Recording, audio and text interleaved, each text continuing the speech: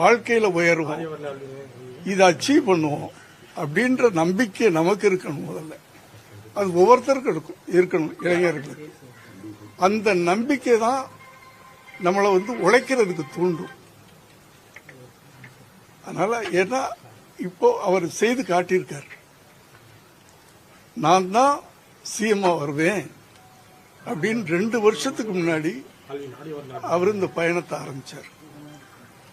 சும்மா அவரு சொல்லிட்டு சும்மா வீட்டில் உட்கார்ல, அதுக்காக இறங்கி அவ்வளவு கஷ்டப்பட்டு இருக்காரு. எவ்வளவோ எதிர்ப்புகள், எவ்வளவோ சோதனைகள், என்னென்னமோ அத்தனையும் அவர் தாண்டி இன்னைக்கு ஒரு நம்பிக்கையை ஏற்படுத்தியிருக்கிறார். அந்த நம்பிக்கைக்கு தமிழ்நாட்டு மக்கள் உயிர் கொடுத்திருக்கிறாங்க. இதுல சந்தோஷம் என்னன்னா, நாங்க சந்தோஷப்படுறதை விட இன்னைக்கு நான் காலையில 3:30 மணிக்கு எந்திரிச்சு திருத்தணி கோயிலுக்கு போயிட்டு வர்றேன். நான் அந்த சந்திக்கிற அத்தனை பேரும் துள்ளி குதிக்கிறாங்க. ஓட்டு போட்டவங்க, நாங்க ஓட்டு போட்டோம், எங்க அண்ணன் ஜெயிச்சிட்டார். அது நாங்க ஓட்டு போட்டோம் தலைவர் ஜெயிச்சிட்டாருன்னு சொல்ல, நாங்க ஓட்டு போட்டோம் எங்க அண்ணன் ஜெயிச்சிட்டார், எங்க அண்ணன் ஜெயிச்சிட்டாருன்னு ஜம்ப் பண்ணுது.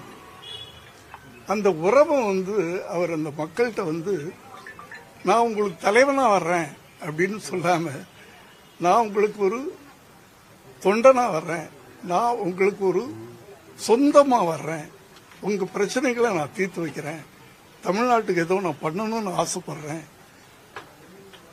கரப்ஷன் இல்லாத ஒரு தமிழ்நாட்டை உருவாக்கணும் அப்படின்ற ஒரு வெறியோட ஒரு கொள்கையோட அவர் இன்னைக்கு அந்த மக்களோட, தமிழ் மக்களோட சேர்ந்து நாங்க குடும்பத்தோட சந்தோஷப்படுறோம்.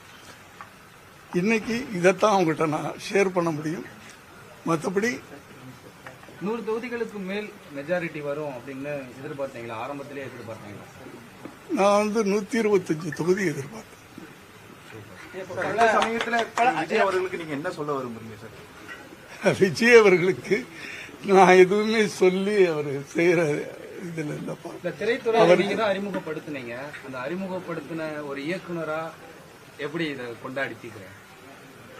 நான் அதான் சொல்றேனே, 8 மணில இருந்து கொண்டாடிக்கிட்டு இருக்கிறேன். ஒரு அப்பாவா ரொம்ப சந்தோஷமா இருக்கு, பெருமையா இருக்கு. இதை விட எனக்கு என்ன வேணும்?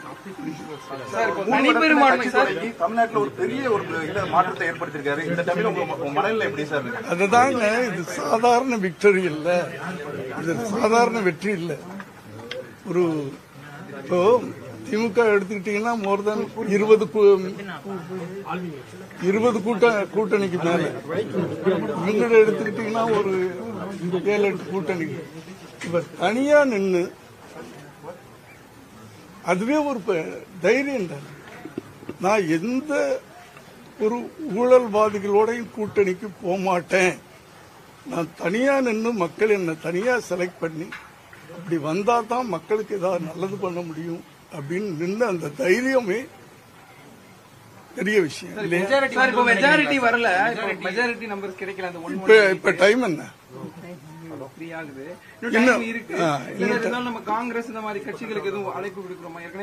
எனக்கு அதுல நான் அரசியலுக்குள்ள நான் போக விரும்பல.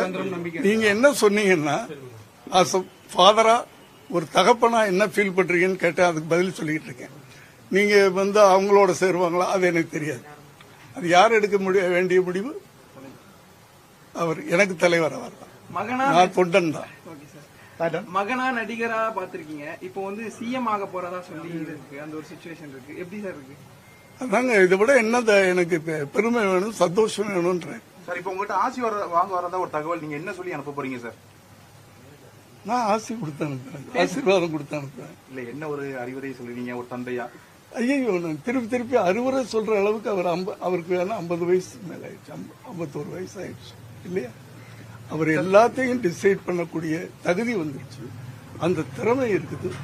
ஏன்னா அது நடைமுறையை நான் பார்த்துக்கிட்டு இருக்கேன், கடந்த 2 வருஷமா பார்த்துக்கிட்டு இருக்கேன். அதனால அவருக்கு யாரும் அறிவுரை சொல்ல வேண்டிய தேவையில்லை.